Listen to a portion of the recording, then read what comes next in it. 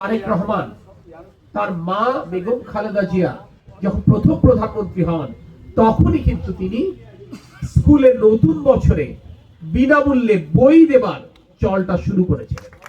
আজকে যে তোমরা নতুন বছরে সেই বই পাচ্ছ, এটি বেগম খালেদা জিয়া প্রধানমন্ত্রী প্রথমবার হওয়ার পর এই সুযোগটি তিনি চালু করেছেন। এবং তোমাদের বোনেরা যারা স্কুলে পড়ে খোঁজ নিয়ে দেখবে, বোনেদের পড়ালেখা ইন্টারমিডিয়েট পর্যন্ত সরকারি স্কুল কলেজে অবৈতনিক করে দিয়েছিলেন বেগম খালেদা জিয়া। আগামীতে ইনশাআল্লাহ মাননীয় প্রধানমন্ত্রী তারেক রহমান কথা দিয়েছেন তিনি স্নাতক পর্যন্ত মেয়েদের পড়ালেখা অবৈতনিক করে দিতে চান। আর ছেলেরা বলবে তাহলে কেন আমাদেরটা কেন অবৈতনিক না?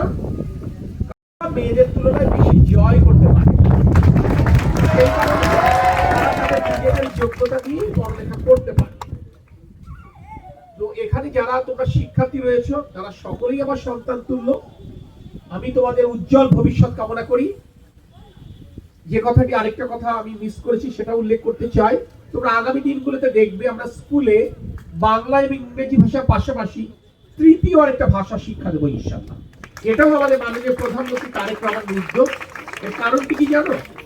এর কারণটি হচ্ছে ওই যে বললাম যারা দেশের বাইরে পড়ালেখা করতে যাও, তারেক রহমান তার মা বেগম খালেদা জিয়া যখন প্রথম প্রধানমন্ত্রী হন তখনই কিন্তু তিনি স্কুলে নতুন বছরে বিনামূল্যে বই দেবার চলটা শুরু করেছিলেন।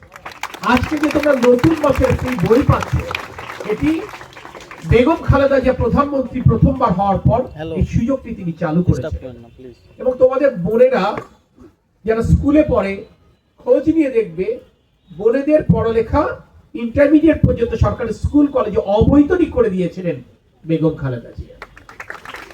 আগামীতে ইনশাআল্লাহ মাননীয় প্রধানমন্ত্রী তারেক রহমান কথা দিয়েছেন তিনি স্নাতক পর্যন্ত মেয়েদের পড়ালেখা অবৈতনিক করে দিতে চান। আর ছেলেরা বলবে তাহলে কেন আমাদেরটা কেন অবৈতনিক না? কারণ আমরা মনে করি